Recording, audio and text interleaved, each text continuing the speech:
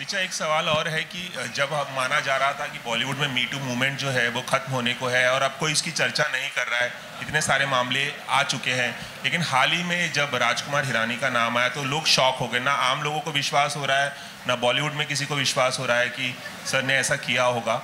मैं ये नहीं कह रहा कि हुआ होगा, मैं सिर्फ आपकी राय जानना चाहता हूँ कि देखिए, मैंने इस पूरे 3-4 महीने से, जब से ये चल रही है चीज़ें, जब से ये चल रही हैं, मुझे बस ये समझ में आया है कि इसमें लीगल रूट बेस्ट होता है। जब तक एफआईआर नहीं होता, जब तक उसकी इन्वेस्टिगेशन नहीं, अच्छा इसमें प्रेस का भी बहुत बड़ा हाथ है। हम एक कहीं सुनी बात या रूमर लेके छाप देंगे। बड़े शख्स होते हैं तो वो कहानी को दबा देते हैं अगर उनमें शक्ति होती है तो, पर बहुत सारे लोग ऐसे होते हैं जो मतलब कई बार रूमर की चपेट में भी आ जाते हैं। तो उसको दोनों तरह से देखना चाहिए। एक बुरी डेट मी टू नहीं होती, एक बुरा रिलेशनशिप मी टू नहीं होता, वेंडेटा मी टू नहीं होता, ये सच है।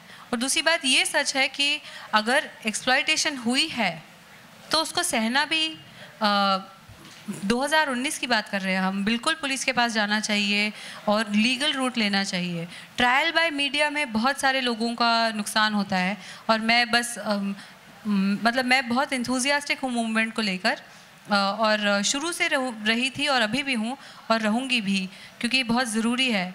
क्योंकि अगर आप देखिए अपने आसपास इतनी सारी लड़कियाँ हैं, अगर हम लोग सेफ़ नहीं फील करेंगे एक दूसरे के साथ तो काम कैसे होगा। तो इसी वजह से मुझे ये लगता है कि ट्रायल बाय मीडिया नहीं होना चाहिए, ट्रायल बाय लॉ होना चाहिए और फिर उसमें पक्का होना चाहिए। उसमें आपने कंप्लेन की तो पीछे मत हटिए। अगर आप पे कोई दबाव बना रहा है तो बोल दीजिए मुझ पे लोग दबाव बना रहे हैं, लोग हैं सुनने के लिए जो तैयार हैं। और सिंटा की पहल की मैं दाद देती हूँ। उन्होंने पहली बार एक कमेटी बनाई, उसके रूल्स बनाने की कोशिश कर रहे हैं वो लोग, और हर तरह की स्ट्रीम्स से लोगों को लाए हैं, लॉयर्स को लाए हैं, जर्नलिस्ट को लाए हैं, विमेंस एक्टिविस्ट को लाए हैं, काउंसलर्स को लाए हैं, क्योंकि इस चीज़ को समझना बहुत ज़रूरी है। Thank you. I hope I answered it. बहुत लंबा टॉपिक है। ठीक है, thank you. Alright, I think we good? Hi Richa, how are you? Hello. अभी आपने कहा कि कुछ लोग होते हैं जो उतना दमखम रखते हैं कि चीज़ों को दबा दें कि वो बात बाहर ना पहुंचे। जी जी। आपको लगता है ऐसा होता है इंडस्ट्री में? आप बताइए, आप प्रेस से हैं। This is started with you. आपने ही जिक्र किया कि पर ये हर उस सिचुएशन में सच है जब एक पार्टी में बहुत ज़्यादा पावर होता है, चाहे वो प्रेस हो, चाहे वो एक्टर हो या प्रोड्यूसर हो या पॉलिटिशियन हो। जब भी कहीं डिस्प्रपोर्शनेट पावर होता है तो लोग चाहेंगे कि अपनी इमेज को क्लीन रखें, बस इतनी सी बात है। Richa, on a very positive note, जब हम शकीला ये ट्रेलर ये पोस्टर देखते हैं या नाम सुनते हैं या आपका फर्स्ट लुक देखते हैं, सबके जहन में, I don't know whether how many people agree with me, it remind us of Dirty Picture what Vidya have done. ठीक है, बहुत सिमिलरिटीज़ नज़र आती हैं जो किरदार उन्होंने निभाया और जो आप निभा रहे हैं। जैसे आपने कहा कि वो मल्लू का लुक आपको बहुत पसंद है, और वही एक लुक विद्या जी का जो बड़ा फेमस हुआ था। तो क्या समानताएं होंगी और या क्या अलग होगा जब मैं डर्टी पिक्चर या शकीला की बात करता हूँ? जी जी, इसमें समानता बस यही है कि एक बायोपिक बनेगी ऐसी शख्सियत पे जिसको समाज कंट्रोवर्शियल मानता है, और एक ऐसी एक्ट्रेस को जिसको सब देखते हैं पर कोई पहचानना नहीं चाहता।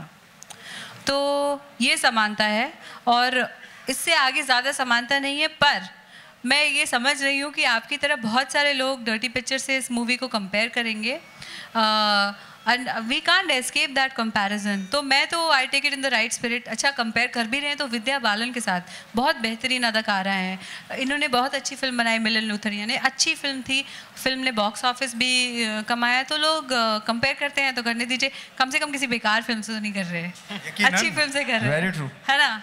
We can't escape it, so we claim it. Hi, Richa, Priyanka. Hi. How are you? You made it. Richa, of course you spoke about Me Too at length. Yeah. I wanted to know from you that the collective silence of the film industry on, what came out about Mr. Hirani, do you feel that this somewhere shows the power structure? No, I don't think this is a power structure. I think everybody is tentative because they don't know the facts of the case. Literally everybody's... See, I'll tell you legally. A publication is allowed to run a story because they'll vet it with their legal team and and things, but it's an anonymous allegation. I'm not defending him. And I'm not defending the girl either. I really, I've learned this the hard way because it happened to a friend of mine. He was falsely accused. और सब लोग होते हैं यार, उनकी wife होती है, बच्चे होते हैं, उनकी ज़िंदगी होती है. I'm actually doing a film on the exact same subject called Section 375, which is debating, consent and will. So this is the only reason why I feel people are tentative. But if there is a victim or a survivor willing to come forward and saying, this happened to me, where, when, blah, blah, blah, I confided in these people, then we must support her, which is why, you see, I did vocally support Miss Vinita Nanda, because it was an actual person saying, ye mere saath hua hai. Right, but when it happened, when Vikas's case came out, and even then the girl was anonymous, but there was a huge support from the industry for the survivor and against Vikas, because the members, his teammates had spoken up. And here, even Anupama... See, now you are answering the question yourself. Even Anupama went on record, Abhijat went on record with HuffPost, and of course they said that they stand with the survivor. So I just wanted to know, because it's Mr. Rajkumar Hirani, who's very, very powerful. He's one of the most sought-after directors in the industry. But also he's one of the directors with the cleanest image. We must not forget that. There have been others who were accused where nobody said anything, Right. Right. I think that's what it is.